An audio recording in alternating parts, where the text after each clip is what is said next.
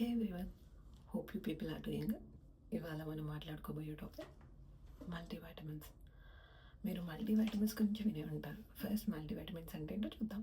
Multivitamins అనేవి dietary supplements, ఏవైతే మన బాడీకి ఎసెన్షియల్ వైటమిన్స్ అండ్ మినరల్స్ ప్రాపర్గా ఫంక్షన్ చేయడానికి కావాలో అది మనకి తెస్తుంది, ఏదైతే మన ఫుడ్ నుంచి మిస్ అవుతామో.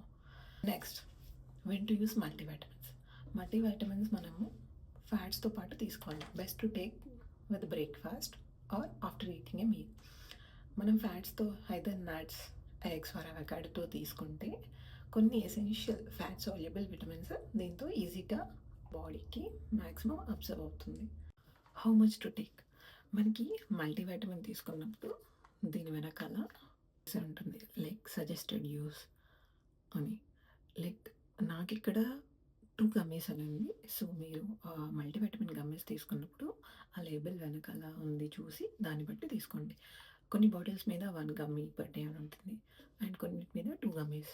Better to read it. Because నేను ఇంతకుముందు నేను చేసిన మిస్టేక్ ఏంటంటే డైలీ 1 గమ్మీ తీసుకున్నాను. But it's mention 2 gummies per day. So, don't do this mistake what I did.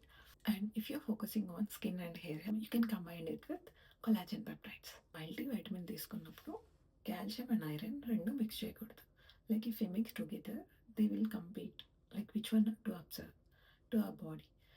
Remember this: multivitamins are not magic pills. It takes at least 4 to 8 weeks to see noticeable results.